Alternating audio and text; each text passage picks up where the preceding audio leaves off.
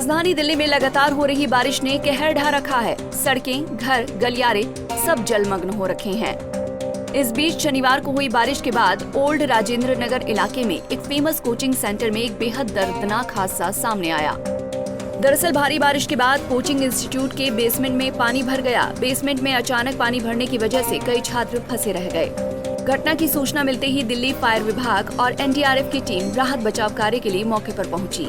घटना में 3 छात्रों की मौत हो गई, जिसमें 2 छात्र और 1 छात्रा शामिल हैं। वहीं 14 छात्रों को सुरक्षित निकाला गया है। इस दौरान दिल्ली की मेयर और स्थानीय विधायक भी मौके पर मौजूद थे।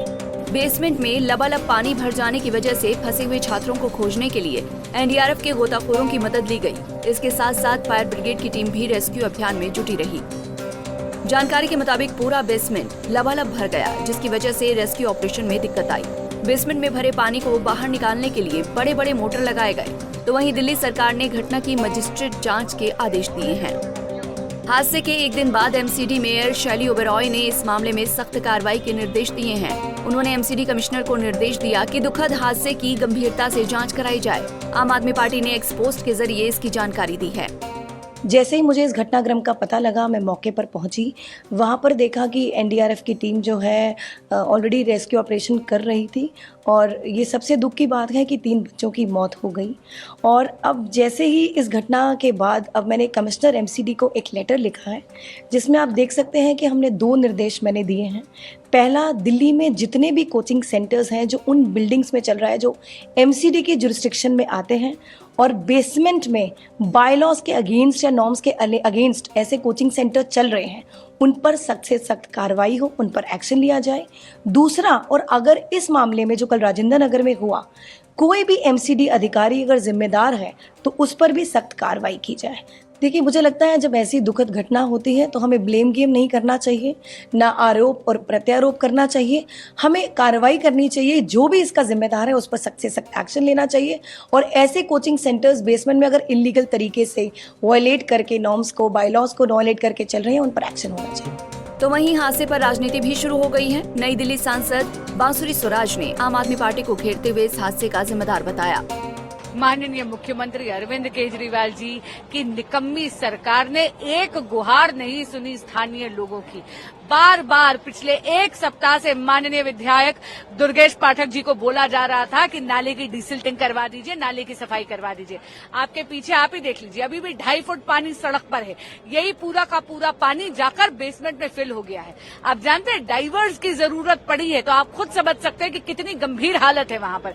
कह रहे पूरा का पूरा फर्नीचर तैर रहा है, ऊपर तक बेसमेंट जलमग्न है और बच्चों की डेथ हुई है इलेक्ट्रोक्यूशन के कारण। इस मृत्यु के पूरी तरह जिम्मेदार माननीय मुख्यमंत्री अरविंद केजरीवाल जी और माननीय विधायक दुर्गेश पाठक जी हैं। बांसुरी स्वराज के आरोपों का जवाब देते हुए आम आदमी पार्टी के नेता दुर्गेश पाठक ने बीजेपी को जमकर घेरा। आरोप प्रत्यारोप के बीच उन्होंने कहा कि राजनीति की कोई जरूरत नहीं है, अभी महत्वपूर्ण बच्चों की जान है। ड्रेनेज सिस्टम जो है वो दिल्ली का कोलैप्स है। रीजन 15 साल भारतीय जनता पार्टी रही, ड्रेनेज के ऊपर कोई काम नहीं है। 1 साल से हम लोग आए हैं, ड्रेनेज के ऊपर काम कर रहे हैं। लेकिन मैं किसी ब्लेम गेम में नहीं जाना चाहता हूँ। मैं चाहता हूँ इसकी जांच हो और जो भी जिम्मेदार उसके खिलाफ सख्त से सख्त कार्रवाई हो। वो राजनीति करेंगे, उसकी राजनीति में नहीं जाना, सलूशन पे जाना है। सलूशन यही है कि जब तक आप इस तरह के बेसमेंट के ऊपर बहुत एक्शन नहीं लेंगे, स्ट्रॉन्ग एक्शन नहीं लेंगे, तब तक ये चीज़ें होती रहेंगी, चलती रहेंगी।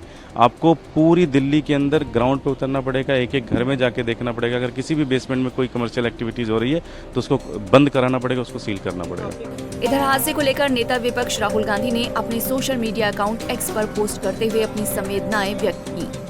फिलहाल करोल बाग जोन के अधिकारी जांच में जुटे हैं। जांच के बाद ही पता चलेगा कि भवन बनाने के दौरान बेसमेंट की अनुमति थी या नहीं। इसके अलावा ये भी देखा जाएगा कि बेसमेंट में लाइब्रेरी चलाने के लिए उचित सुरक्षा व्यवस्था थी या नहीं। इधर दिल्ली पुलिस ने मामले में तुरंत एक्शन लेते हुए कोचिंग के मालिक और कोऑर्डिनेटर को गिरफ्तार कर लिया है। फिलहाल दिल्ली सरकार के निर्देशानुसार मामले की तेजी से जाँच की जा रही है। Bureau report, Punjab Kesari TV. हमसे जुड़े रहने के लिए हमारे YouTube चैनल को सब्सक्राइब करें और नई वीडियो की नोटिफिकेशन के लिए बेल आइकॉन को दबाएं।